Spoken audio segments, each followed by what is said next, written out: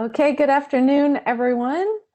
Thank you so much for being here today. I'm Christine Mallinson, Director of the Center for Social Science Scholarship, which coordinates our annual Social Sciences Forum lecture series. This is our fourth Social Sciences Forum lecture of the semester, and I want to thank everyone in the Erickson School of Aging Studies for organizing this lecture, as well as all of the co-sponsors for today's event. Before we begin, I just want to take a brief moment to mention our fifth and final Social Sciences Forum lecture, which is also the Distinguished Lecture in Geography and Environmental Systems. At 4 p.m. on Wednesday, April 28th, Dr. Tracy Osborne of University of California, Merced will be giving a talk called Playbook for Climate Justice, Our Best Hope for Solving the Climate Crisis. You can find more information on our website, socialscience.umbc.edu. I'd also like to invite you to engage with us on social media.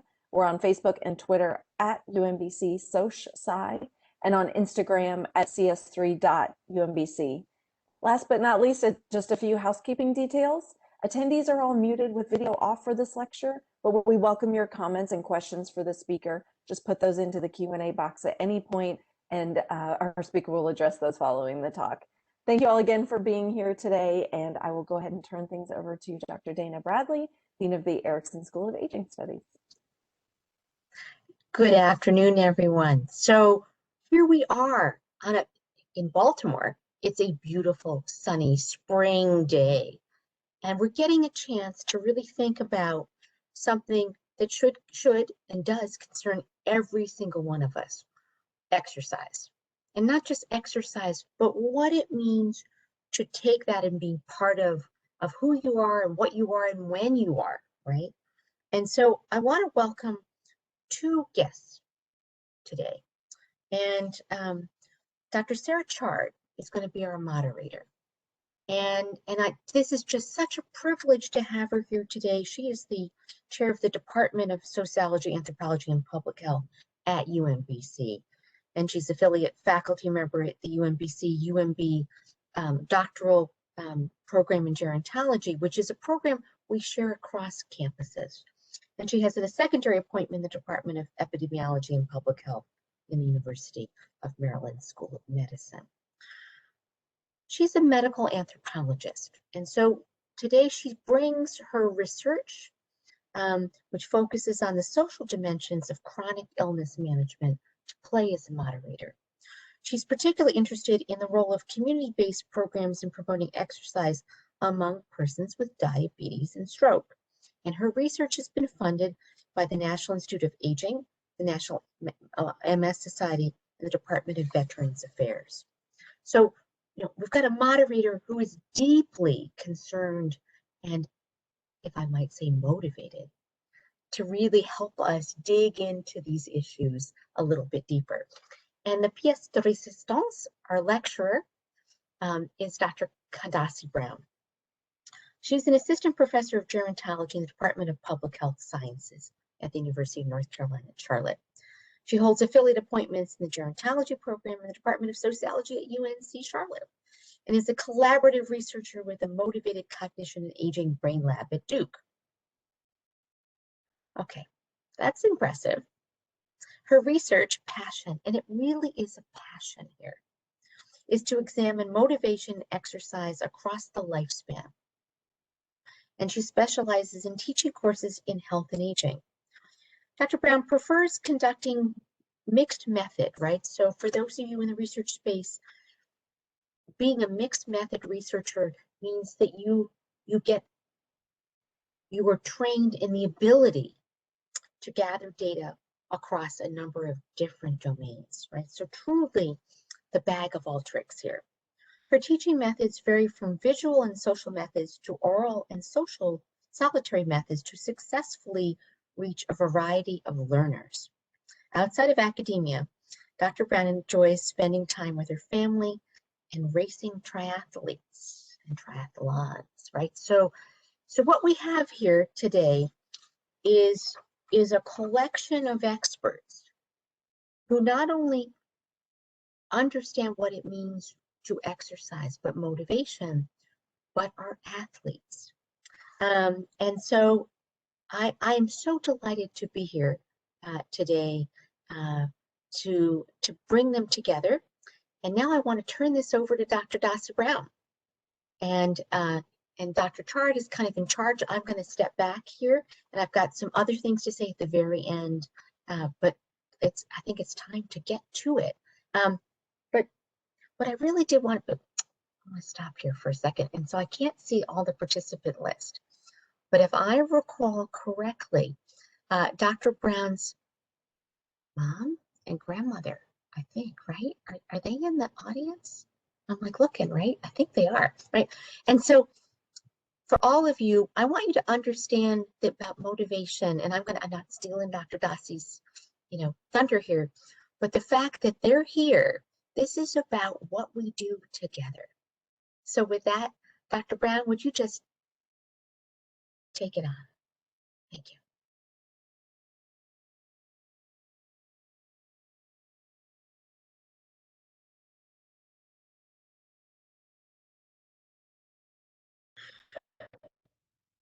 Thank you. I couldn't unmute myself, so thank you for that. Good, right? I think so here's a little presentation overview about what I'm going to talk about today. And, as I began my journey into research, the one thing that always stuck with me was the fact that I love to exercise and that I've been an exerciser my entire life. And gerontology is something that I'm into because my father had actually encouraged me as a 14-year-old to go to a nursing home and to volunteer, because initially I thought I wanted to be a medical doctor. And one of the things that really stuck with me when I was in that nursing home was the fact that there were so many people that were immobile, right? There was frailty there. People were not able to take care of themselves the way they wanted to. And I understood that part of that reason why was because they were not exercising regularly. So that's why I like to study exercising, because I like to see what are we able to do through the lifespan and what actually motivates some people to continue exercising into their 80s and into their 90s. So I study actually the motivation to exercise. So we start like the girls on the left in the picture here, right? We start out by exercising, but we just don't call it that as kids. We call it playing, and we go outside and we have fun, and it's not a task. And even when we were, in elementary school, just about everybody loved PE class, not just because you were going to get a chance to get out of sitting down and having to listen to your teacher talk about something that you probably weren't interested in because you didn't know how important it was going to be later in life. But there was this opportunity for us to move around and to expend energy. And as we get older, you'll hear people say, oh man, I wish I had the energy of kids. And sometimes we try to find that in a bottle of caffeine in one way or another, but it's just not the same. And so I know also that my parents, especially my mom, served as a role model for me for exercise. I remember when she used to put in the Jane Fonda tapes and I would hear Olivia Newton-John's Let's Get Physical, and I knew that it meant we were going to exercise. Of course, I did not know that that's not what the song was talking about until I was much older, but that's not the point. The point is, it was fun. And exercise just didn't seem like it was exercise when I was younger. And so,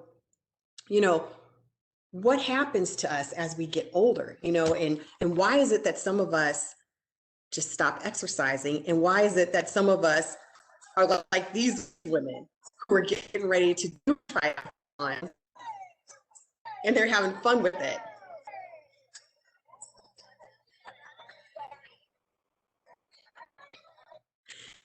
So now I'm able to see that, exercise can be life, and the way that we choose to live our lives can be through exercise.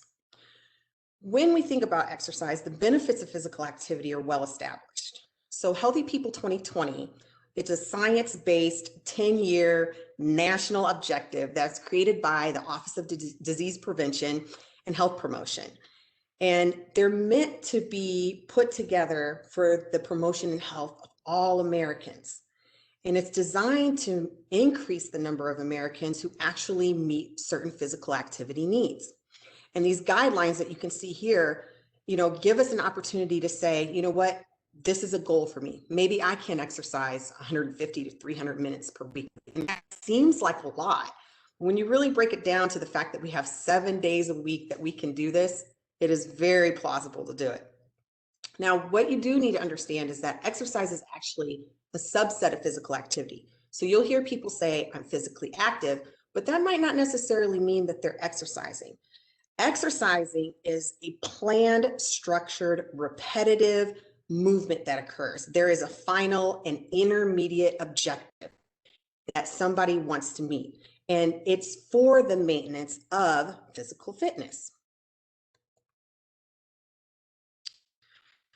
So most research to date has focused on midlife to older adults and older Black women and older veterans.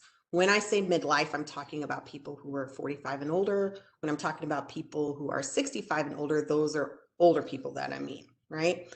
And these trends that we see often are focused on certain groups, and then the trends that we see sometimes aren't focused on groups. So I like to look at the groups that probably aren't looked at in a positive way. And I like to call it positive reinforcement, positive research, because a lot of times we will hear about the negative research that comes out and all the negative things that are said, but there are people who are doing things that are positive, and those are the people that I like to promote, so to speak, because I don't know, one day I probably want to be like them.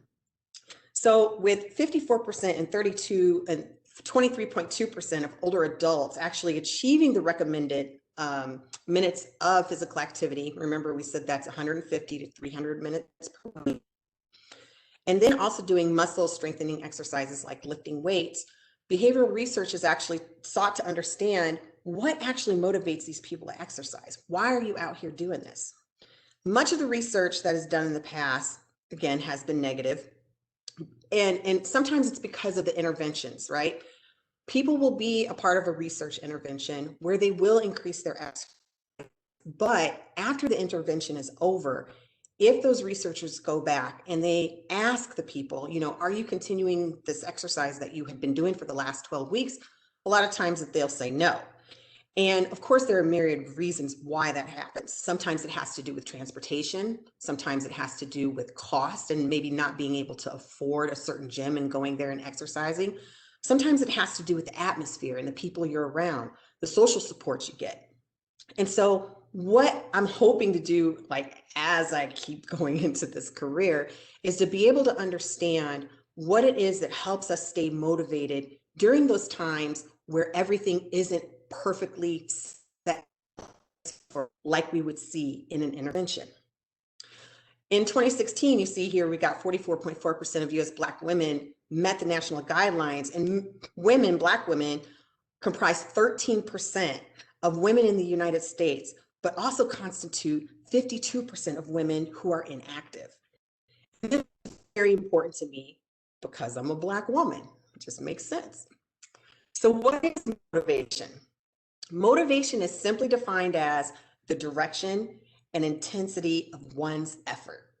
It's self-initiated for direction and sustainability, leaning towards a goal. Now, it might not be necessarily self-directed initially, right? But in order to continue exercising and to do it well, the motivation has to come inside. That's what we call intrinsic motivation, right?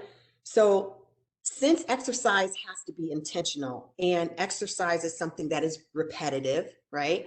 And it is something that is planned, preparation for the exercise has to be intentional also. You just don't fall into exercise. Thus, the behavioral construct of motivation is principal to understanding why people choose to exercise. Motivation to participate in exercise or in specifically some type of sport has been drawn from an array of different theoretical perspectives, right? So the theory that I like to use is the self-determination theory. It is this huge macro theory of human motivation that addresses issues such as self-regulation, psychological needs, life goals, aspirations, energy, vitality, and other issues that are related to well-being in life domains. It specifically determines how behavior determines both personal choice which is that intrinsic motivation or internal motivation, and then outside influence, which is the extrinsic motivation or external motivation. Therefore, allowing for an examination of different effects of motivation altogether.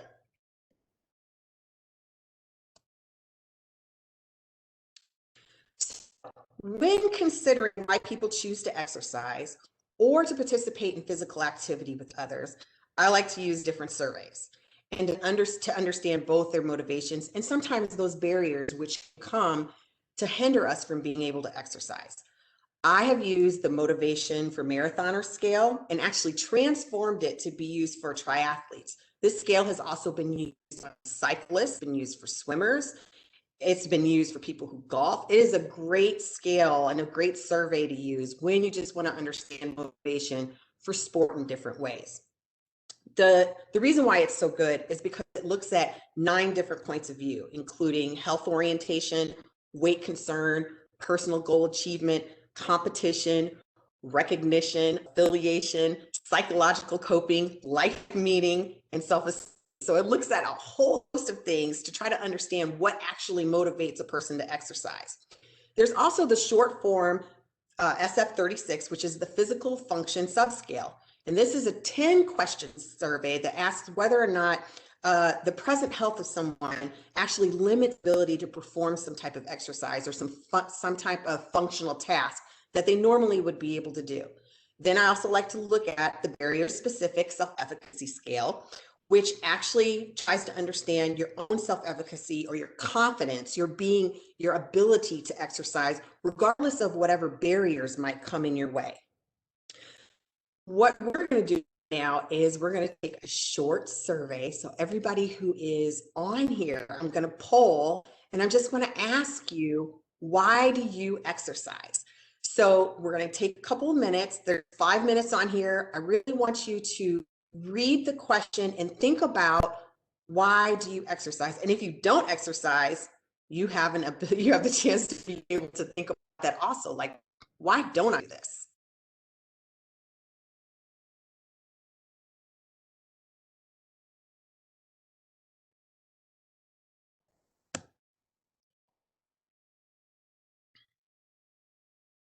And you can choose more than one answer.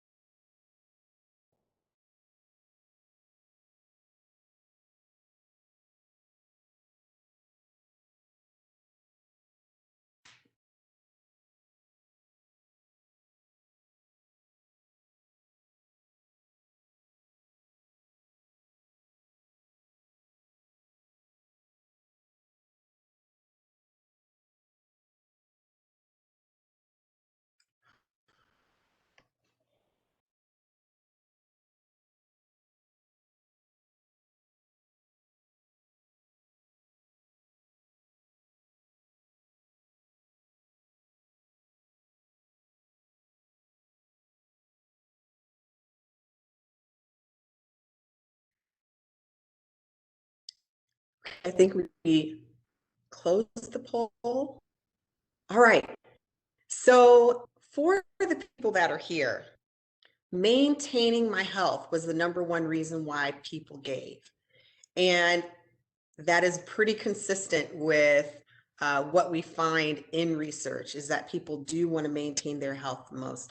And then the second one, well, it was tied. So improve my mood was also tied with people who didn't give an answer, which is fine.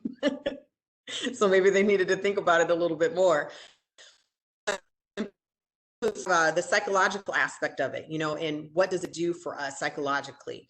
And then we moved into people who felt like maintaining their weight was important, feeling complete was important, pushing themselves beyond what they possibly could believe that they could do, and then also feeling proud of themselves.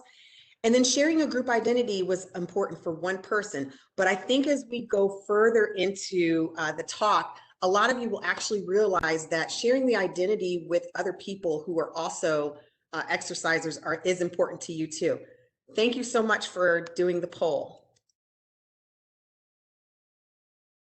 I'll talk to you a little bit about Black women triathletes. And this study was of my dissertation that I completed, and it was fun for me because most studies on motivation among athletes has been conducted primarily with white men and white women, demonstrating a paucity in the research. And trying to understand the minority status of people who are triathletes was really important to me, even though there is a very low number of Black triathletes. In 2016, a survey conducted by USA Triathlon indicated that less than 1% of the members of the organization are actually Black or self-identified as Black. When I talk about a triathlon, I'm talking about a sport in which you have 3 sports. So you swim, you bike, and then you run. And there are my battery's running low. I thought my computer was plugged in. There are 4 different links that you can take to doing triathlon. And the shortest length is a sprint, where you have a 750-meter swim, a 13.1-mile bike ride, and then a 5K or a 3.1-mile run. You also have an Olympic distance, which is double that, and then we have a half Ironman and an Ironman. Many of you probably have seen the Kona Ironman on TV, and so that's the distance of doing a 2.4-mile swim, a 112-mile bike ride, and a 26.2-mile run, which is basically doing a marathon after doing all of that. So why Black women triathletes? They're probably one of the most extreme group of exercisers that there are out there. Why would you consider looking at them? And again, part of it is because of where I'm coming from as a triathlete and wanting to be able to understand what is it that motivates other women to be a part of this. So in this study, I had 140 participants in the survey. However, we only had 121 that we could use. 19 were excluded, some because they weren't of age, they weren't the proper age. We actually had 2 men that did the study, which I thought was kind of funny. And then we had some people who did duplicate submissions. So they tried to do the study, do the survey more than once. And so that wasn't going to work. So in looking at just the results of the survey itself, you can see that health orientation or being more fit was a big motivator. Matter of fact, it was the biggest motivator, which we said was kind of the same thing for the people here in the poll. Being fit and staying fit and being healthy, that's extremely important. And, when I got this, I thought, well, that's really important, but personal goal achievement was actually even higher than that. And I'm going to talk about that a little bit more because I had an opportunity to speak to 12 of the women and kind of delve a little bit more why they felt the way that they felt.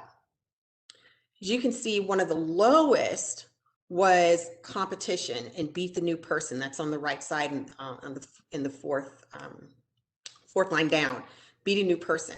So competition actually turns out to be really important.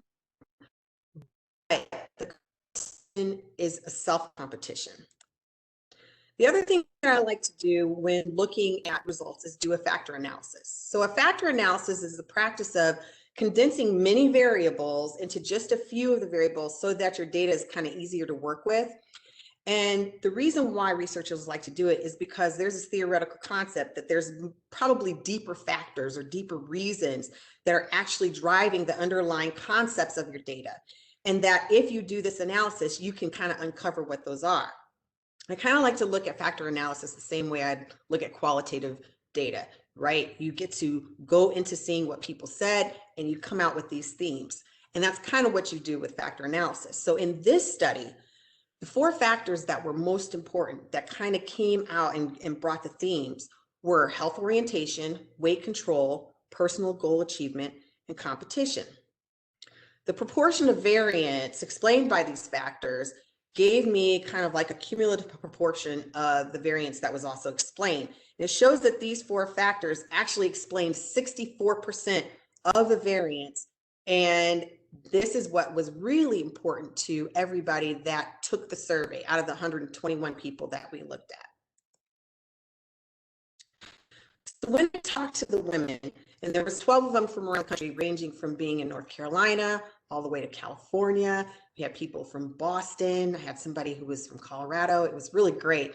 You know, what I did is I did this thing called survey transformation, where I took the questions from the survey and I basically made them into qualitative, semi-structured questions, so that we had an opportunity to talk to one another, but it wasn't so structured where I could only ask those questions. Weight reduction mattered a lot to the women, but losing weight wasn't important in the way that we would think of it, right? One of the participants said, let's just say it straight. I'm a much better athlete at 190 pounds than I was at 285. I didn't lose weight because I wanted to be skinny. I lost weight because I wanted to get faster on the bike, and it worked. I think that a lot of Black women miss out on what we can accomplish athletically because we are so sensitive to being criticized for our fitness level based on our body type. The thing that is really wonderful about triathlon and the triathlon community is that you have people of all sizes, you have people of all races, you have all people of different socioeconomic backgrounds that are part of it. And that is what makes triathlon so wonderful. A second theme that was externally regulated was physical attractiveness. Now, 11 of the women either described what it meant to be physically attractive or how they believed others viewed them, explaining that being physically attractive to one may not be what's physically attractive to another one. And one woman said, being physically attractive changes over time.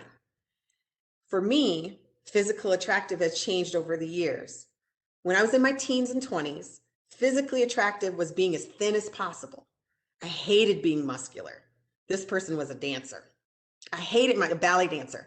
I hated my thighs because they were so muscular. I hated my behind. I was just like, I'm too heavy and too this and too that. Now I love seeing myself. I love looking in the mirror and flexing my arm and seeing cut. I love it. I love looking down at my calves because for me, that's power. So that's attractive to me. Personal competition, as I previously said, was not viewed as motivation because of other people, but it was the personal competition that a person had within themselves.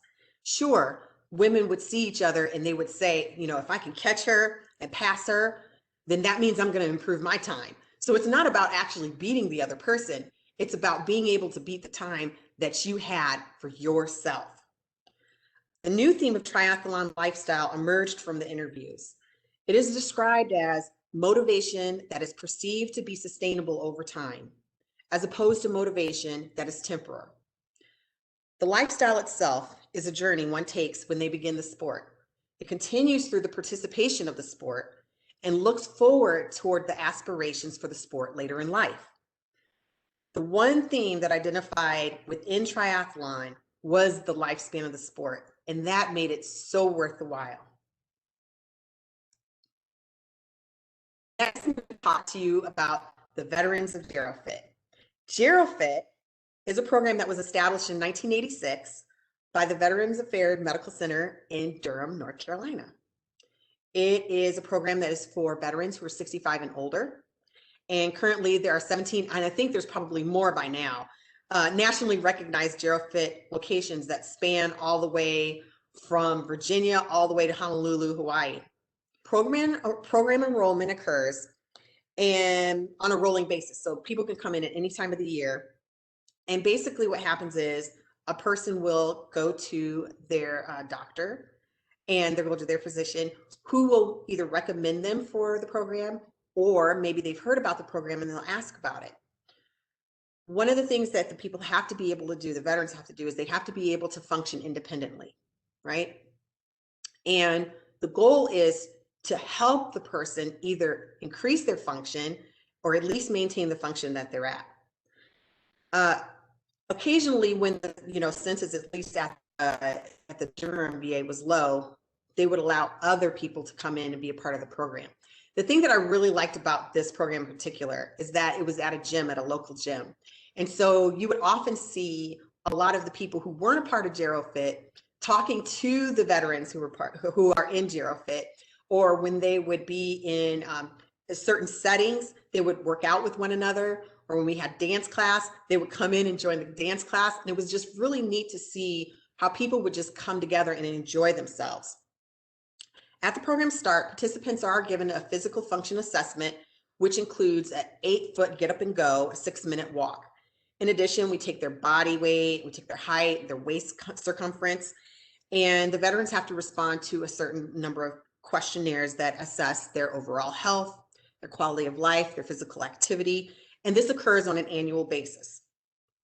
When I was a part of Zerofit, this was part of my postdoc, and I had the best time there with these guys. They were just so much fun. But my whole point of being there was to be able to do research. And so again, I was like, okay, so what is it that motivates these guys to be here? Why are they still coming here? And there were people that had been there for over 20 years.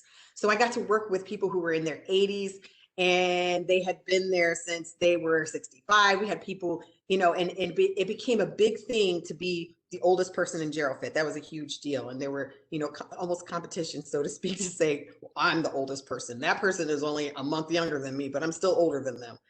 And I'm still here and I'm still exercising. And for this study, I also use the quantitative and qualitative methods. For this one, though, I use the motives for a physical activity measure. It's a little bit shorter than the MOMS, and so that's part of the reason why I did it. Afterwards, I conducted 4 interviews with 3 veterans and 1 spouse who had been a part of the program for over 10 years. So when I talk to veterans and I ask them, what is it that actually motivates you to be here and why are you coming, right? We found out that both the men and some of the women who came wanted to be there to maintain their wealth and health, their health and well-being, right? And they often said that it wasn't really the social aspect that brought them there, but you would never know that considering how much they talked to one another and sometimes got behind on what they were supposed to do because they were talking to each other so much. One of the oldest participants there, her name was Miss Mary, and Miss Mary had been there for years. She had been there even after her husband passed away. And when Miss Mary showed up, she was in a wheelchair. I remember she was in a wheelchair. Miss Mary was special, and everybody in the gym kind of knew her. Everybody knew Miss Mary. And when we met, I asked her, I said, Miss Mary, what are your goals? What do you want to do? And she said, goals? I'm 94 years old. What do I need a goal for?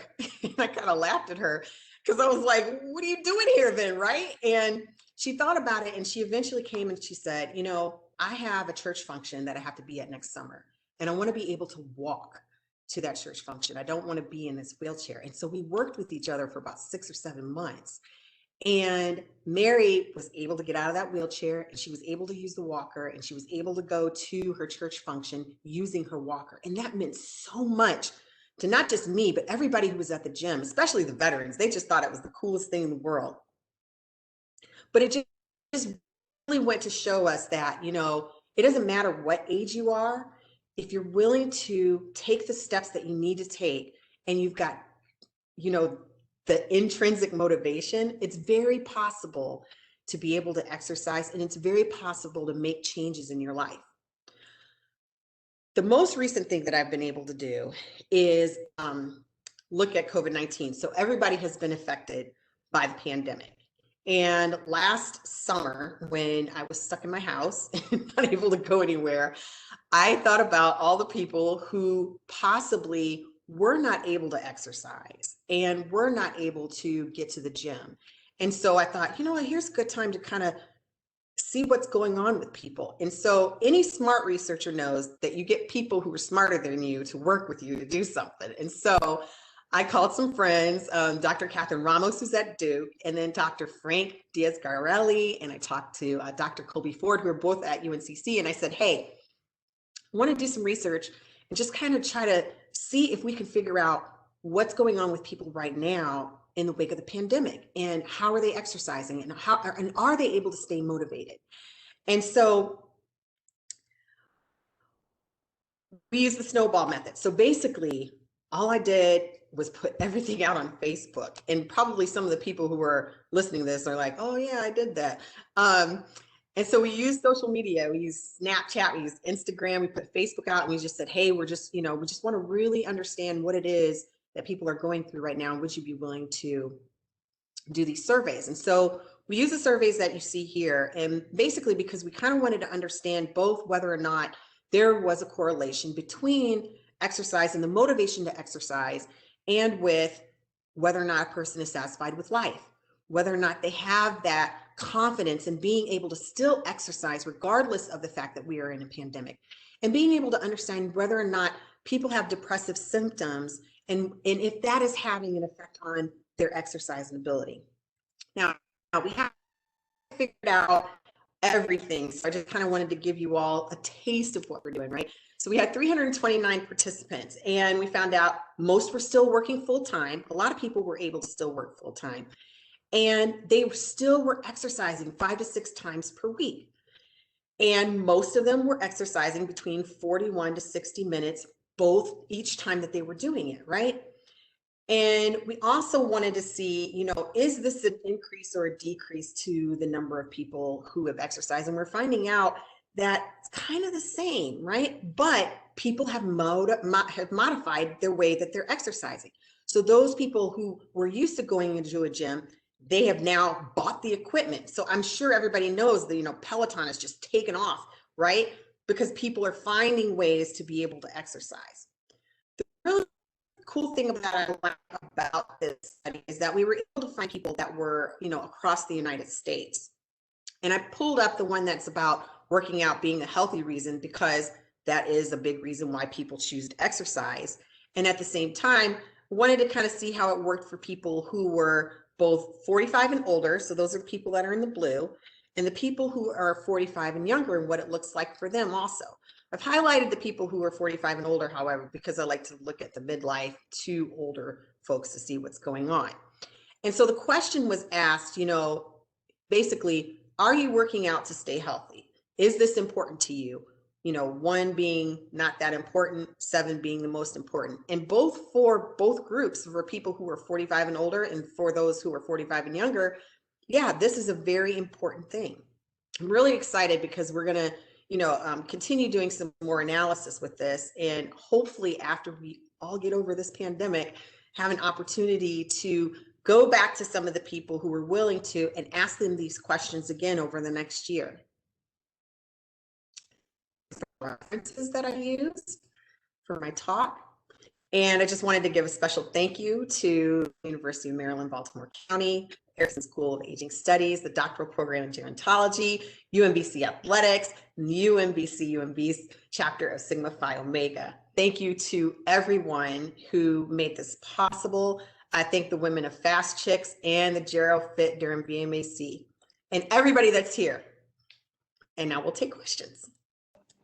Thank you so much, Dr. Brown.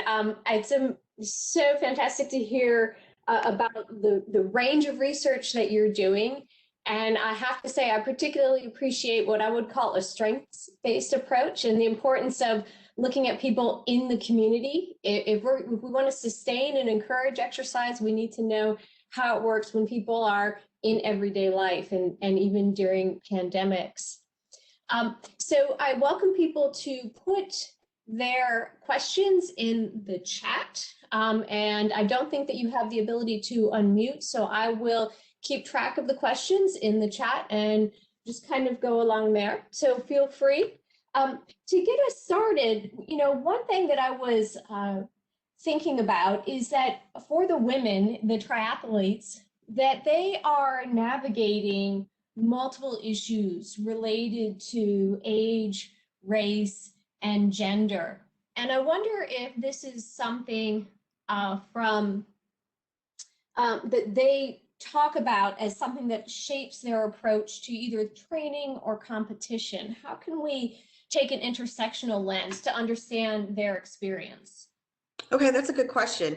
So, in several of the interviews, when I talked to the women, they mentioned how their experiences as athletes actually helped them and propelled them to be triathletes and to be successful by triathletes. And part of that came from the experiences that they had as athletes growing up or being younger. And so they weren't new to the trials that can come with being in a sport, especially since a lot of these women were, in sport in the 60s and the 70s. And so some of the things that women faced back then, they came through. And some of the things that they would have to experience even as being triathletes now, I would say it's like old hat. Like, we've been here before, we know what we need to do. And so there's this wisdom that kind of comes with age, and not so much an age of like age that we're thinking, I'm 45, I'm 46, but the wisdom that comes with the age of being in a sport or participating in a sport or being in a particular sport. And so that's why I think for the women, they were able to talk about the fact that, they were competing against themselves. They weren't really competing against other people, because they wanted to see how they could make improvements of who they are, not just from an aging sense, but also from like a social sense or a psychological sense. Thank you. I see a neat paper there. So turning to the chat box, we have someone asking, from participating in group fitness classes at the UMBC Rec Center, my impression is that participants are disproportionately female. Is it the case that females are more likely to exercise regularly than males? If so, what can explain this? That's a good question. I think it probably depends on the type of exercises that are going on. So if you're looking at being at a group fitness class, and especially on a college campus, you're probably going to see more women that are going to be doing that as opposed to men. But I know that, it honestly, it really depends on where you are and what type of exercise is being presented, and then how the exercise is being presented. Because, I look at the veterans, for example, and these are all men. We probably had 2 or 3 women that were there, but they're all doing group exercise together. And I think it really depends on where you are and how the exercises are presented as to whether or not you're going to see more men or more women who are there. Let's continue talking about the veterans for a little bit. For these older adult veterans, mostly male, were these lifelong exercisers? How did their early life exercise experience shape what you saw? Okay, so you have to think about for the fact that before they were veterans, of course, they were active duty. And being a part of the military, exercise is a huge part of it, right? You've got your physical performance tests. And so for a lot of people who are in the military, exercise becomes a way of life. Now, what happens between getting out and, and becoming a veteran, we see a decrease in how much somebody is exercising. But for the veterans that I talked to, most of them actually exercise. So they had running. I know that I talked to one of the wives who said she used to do Jack LaLanne exercises. So that really dates her. She was in her 80s. But the other thing that it is, some of them didn't look at exercise. They looked at the physical activity. So I remember one gentleman in particular talked about the fact that he worked on a farm. So he wasn't necessarily out there running and lifting weights and everything like that. But if you've ever done farm work, it is extremely tiring and it is a lot of physical work. And so he did that. He had farming, he did hunting. And so most of them were still in some sort of physical activity or would do some sort of physical activity, but it wasn't as extreme or it wasn't as consistent as they would get with the Zerofit the Zerofit program. Were any of the Gerofit participants female?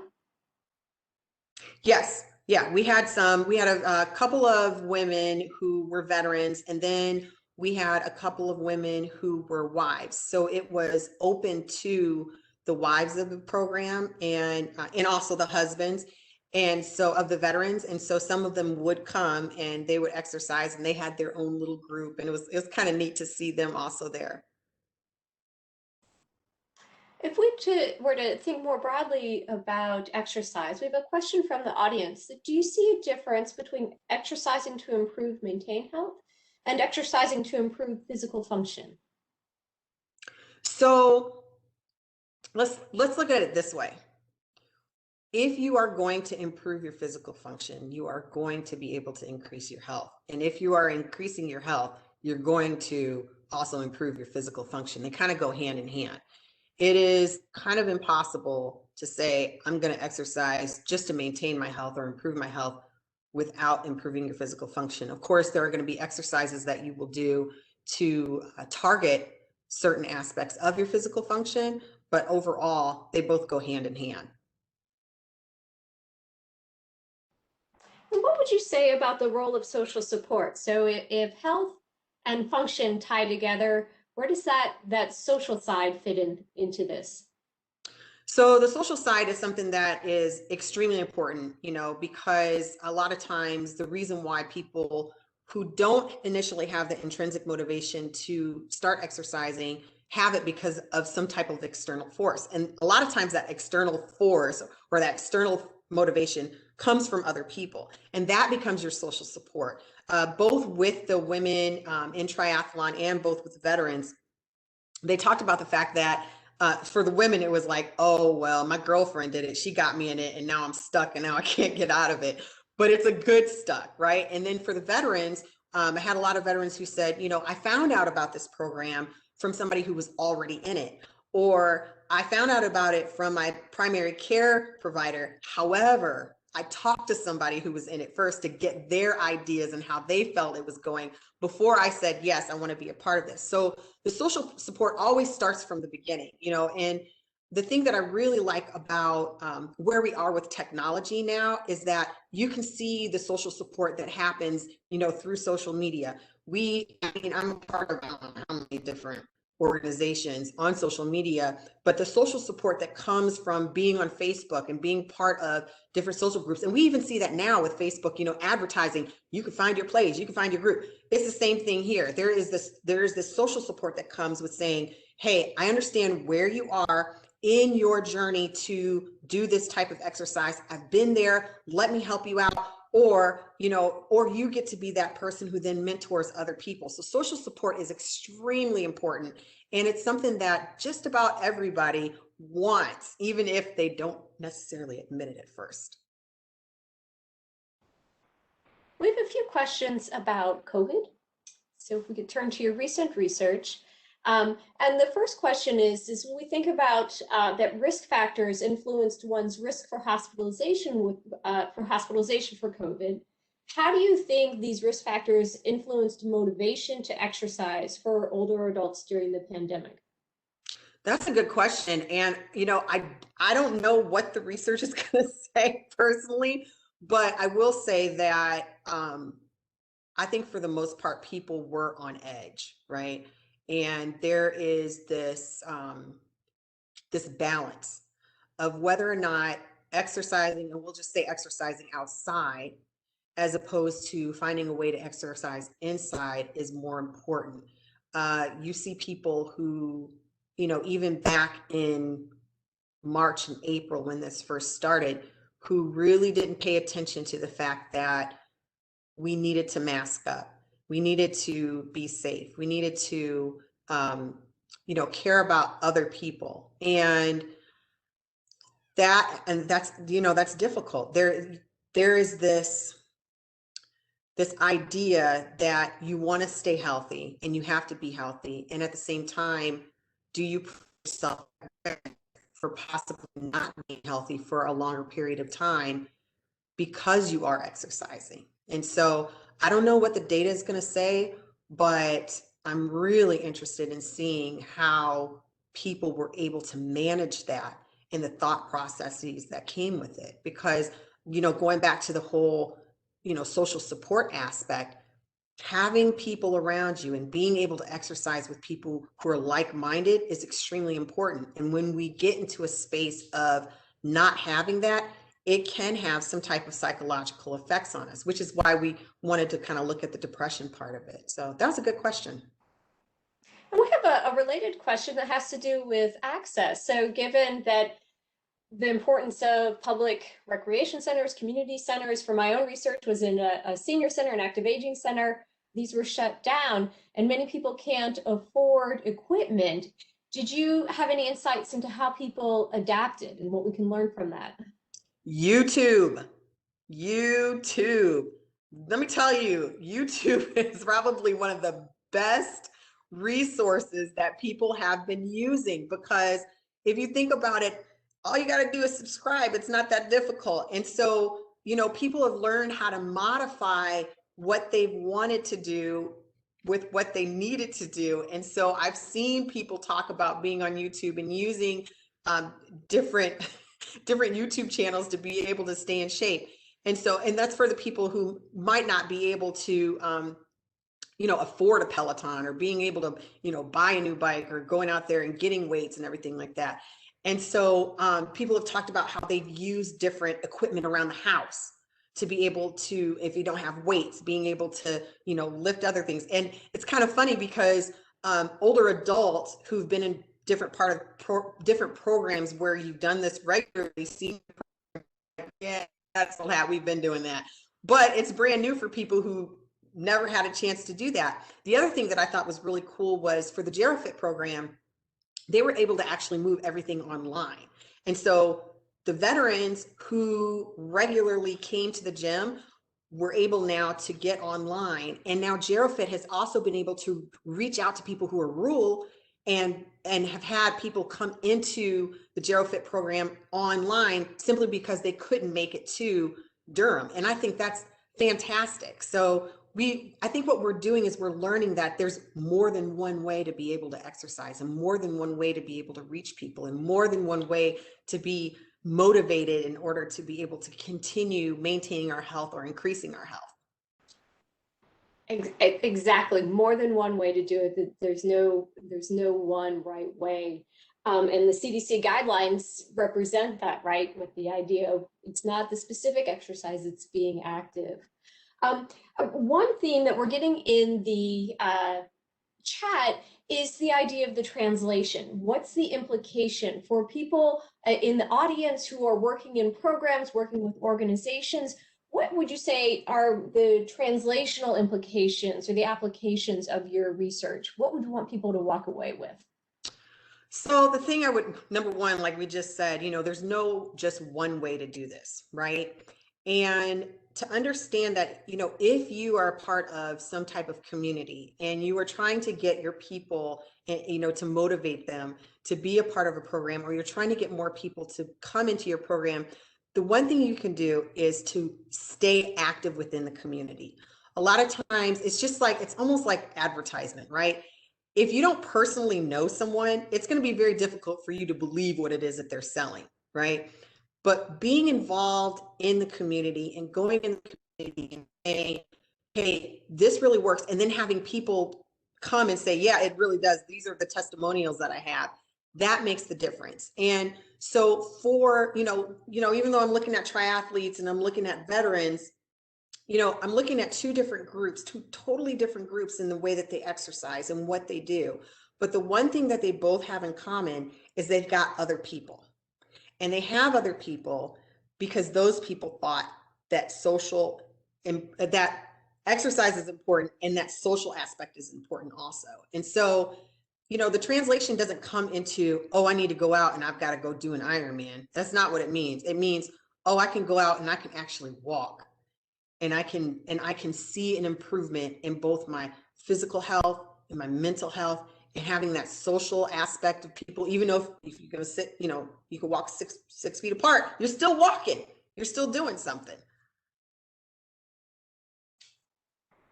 this leads us to, as we think about older adults who might have declining mobility, or you gave us the examples of the woman in her 90s, and as someone that is declining in their physical fitness and their function, what have you found in terms of effectiveness? I think of my own studies with the VA and applied physical activity come to mind, but I'm wondering what you found from your own research.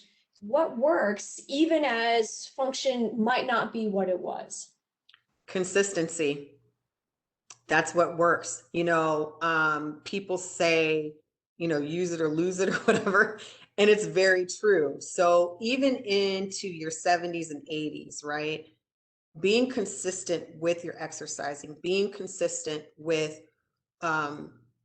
getting out and doing something is going to make a difference. And we know, just from looking at the veterans, what they've done, those who consistently came and did not miss a beat, they were doing well. But the moment they missed a week or two, they would come back and they would be like, I feel awful.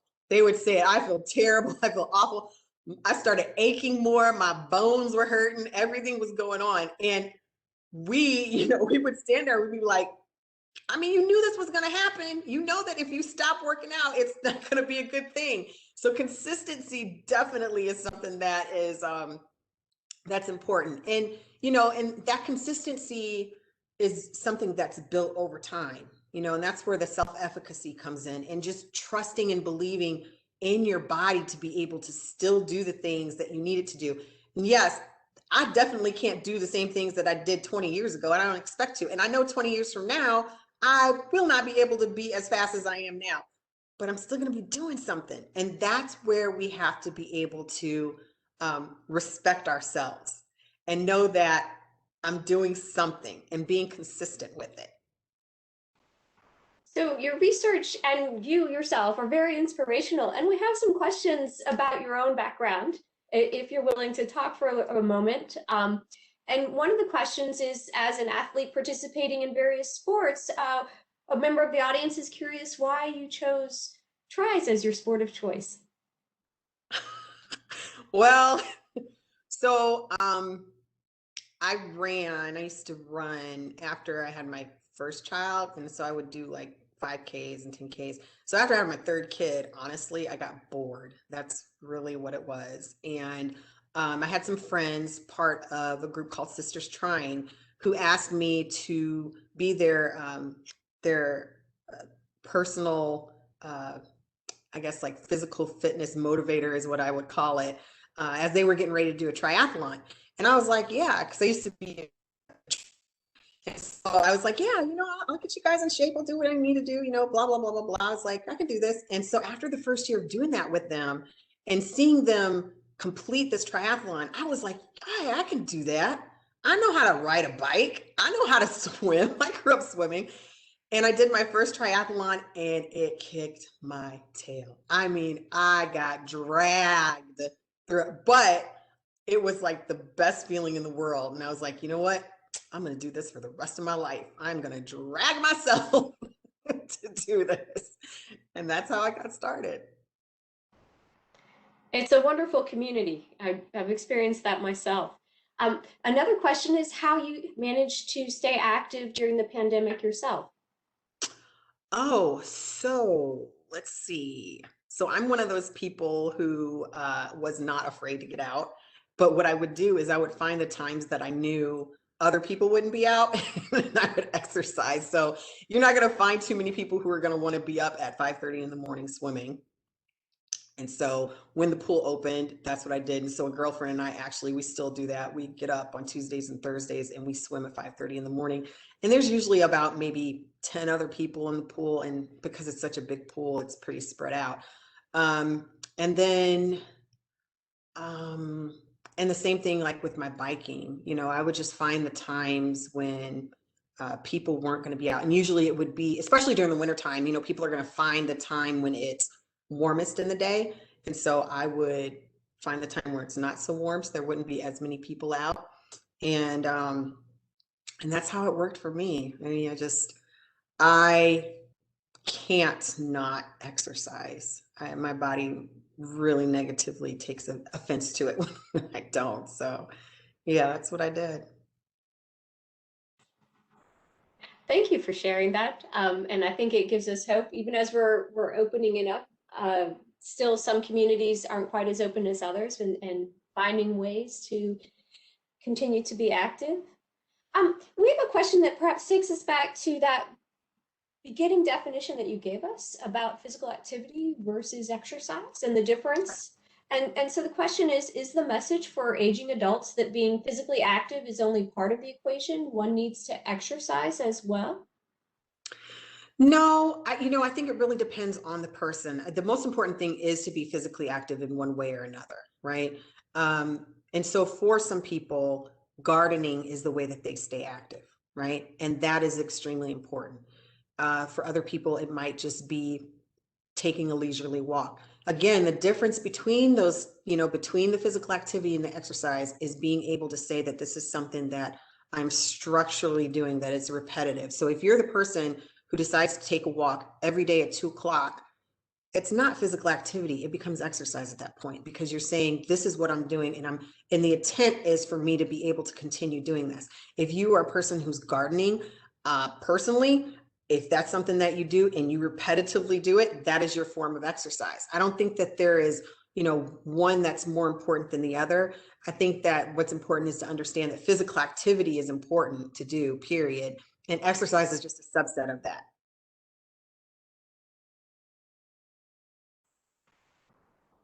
I like the reminder, gardening counts, right? It all counts. It's about being active. We have many students present, and so as we move towards the close here, I want us to bring in the theory again and the idea of the intersectional framework, which you have written on, and you're interested in part in Black women's experiences. And now that you've worked with many different population groups, how has it shaped your thinking about the role or importance of an intersectional lens in research on exercise, in shaping our understanding of exercise? I think it's extremely important. I think so there's this idea, and I'm not, it's just an idea, that as a researcher, you are supposed to hone in on one thing and you're supposed to be laser focused on that. And I don't know if there are any, doctoral students here, but that's the thing that, you're taught is, you got to focus on, don't make it too broad. You got to bring it in, you got to focus on it. And I'm one of those people that just has problems doing that. I'll admit it. And I'm pretty sure that it frustrated my my mentors as I was going through my program, because they were like, just do quantitative. I was like, no, we got to do both. I got to do quantitative and qualitative. And they're like, oh God, she's going to be here forever.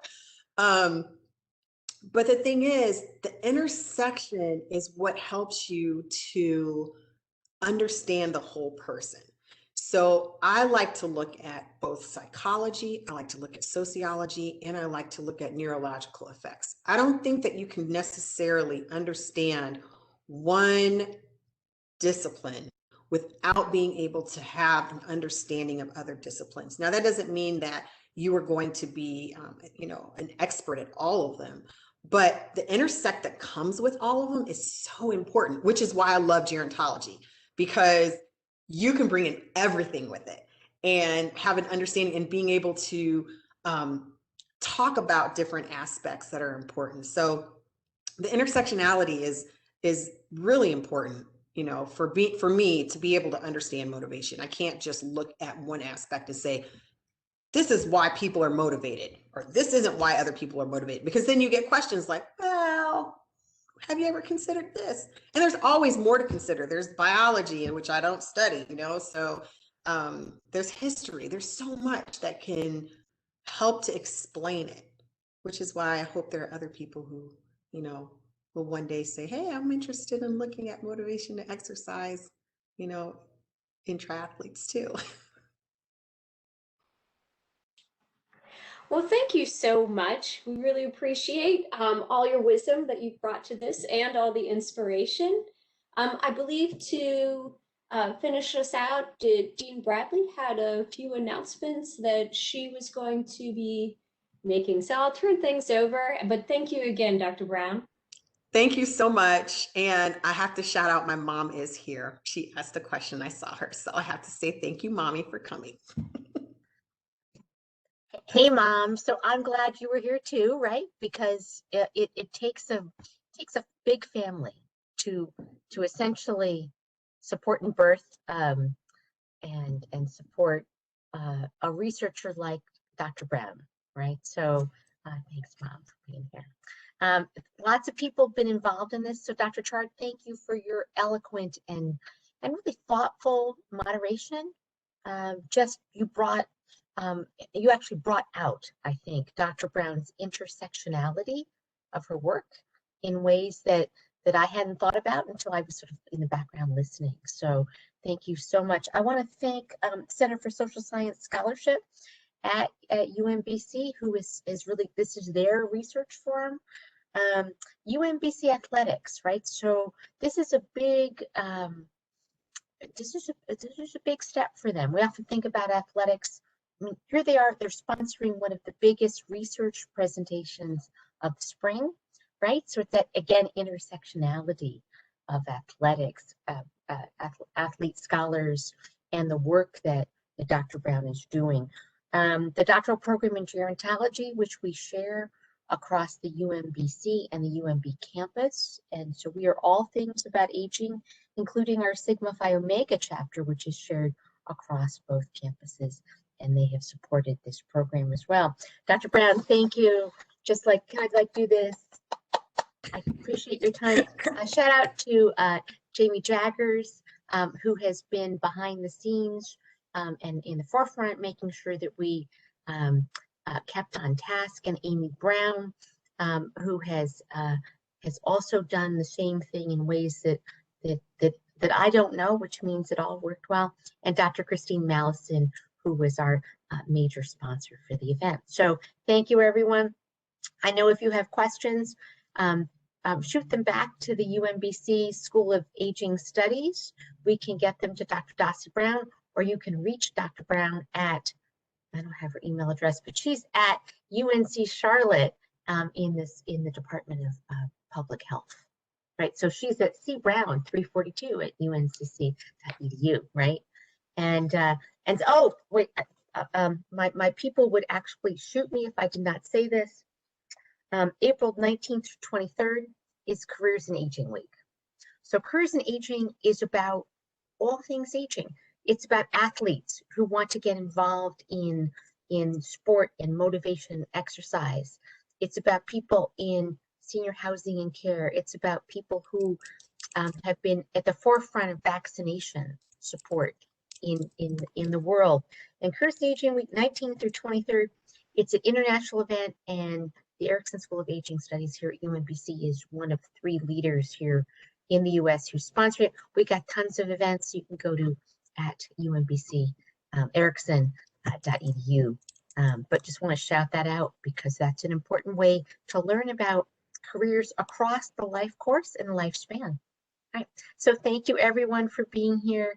And we're going to close out the session now with a sense of gratitude to everyone. Thank you. Thank you.